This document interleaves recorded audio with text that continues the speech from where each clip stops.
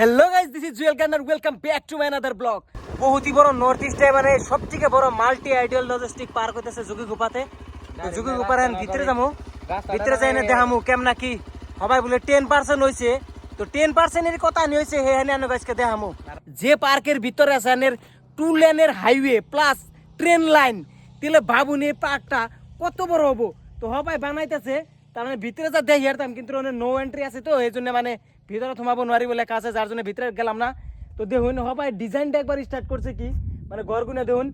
আর এটা মানে এনে এমন সিস্টেম করবো জানি বাইরে থেকে ফরেনাররা আই এন থেকে মানে জানি অল আসাম ঘুরা হারে।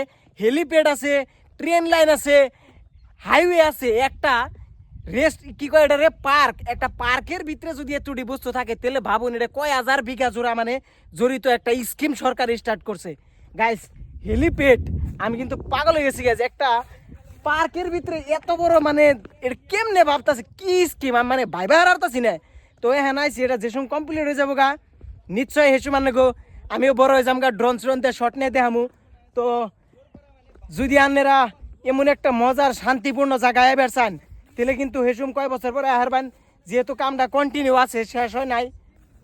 দেখুন হেলিপ্যাড, ট্রেন লাইন, জীবনে শুনছুন যে কোনো পার্কের ভিতর দিয়ে ট্রেন লাইন পার হয়ে গেছে, 2 লেন যুক্ত হাইওয়ে পার হয়ে গেছে।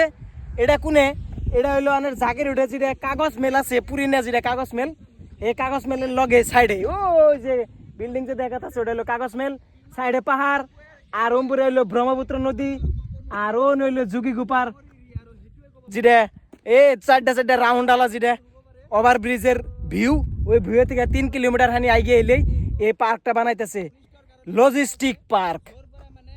বাপরে গাইস এরিয়াটা দেখুন একবার, ওই যে চোখ যায় পায় না কত বড় এরিয়া।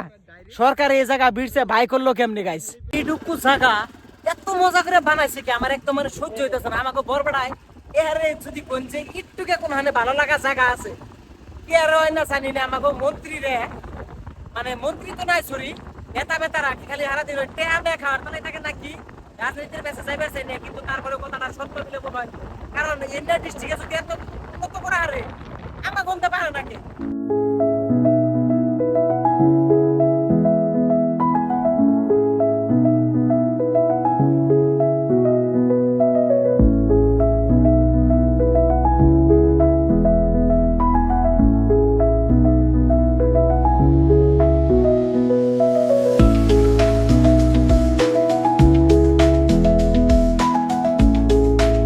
তো গাইস এটা একদম রাজার স্বপ্নের গাড়ি, মানে আমারও গাড়ি, কিন্তু গাড়িটা বহুত দিন ধরে কিনে হয়ে গেছে, আমি ডরি হাত দিই না, বহুত ওজন, আমার মানে ভয় লাগে যদি হঠাৎ কিছু হয়।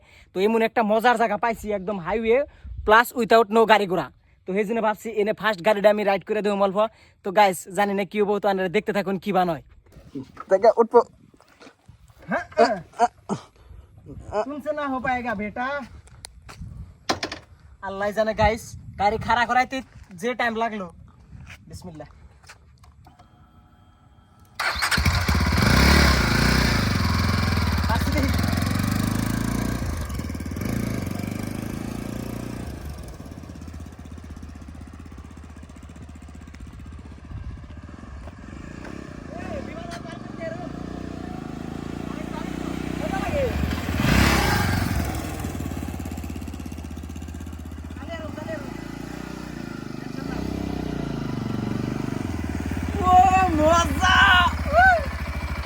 ভাবছিলাম যে যদি হঠাৎ রাজা হরণ হয় তাহলে যদি আমার গাড়ি টাড়ি চালান লাগে তাহলে এসে মানে চিন্তায় ছিলাম চালিয়ে না নাই, কিন্তু হ্যাঁ একবার উইসা করার পরে মানে সাহসটা হয়ে গেছে, পাতলা হয়ে যায় না চালানোর টাইমে যেটা মজা লাগে লাভলি।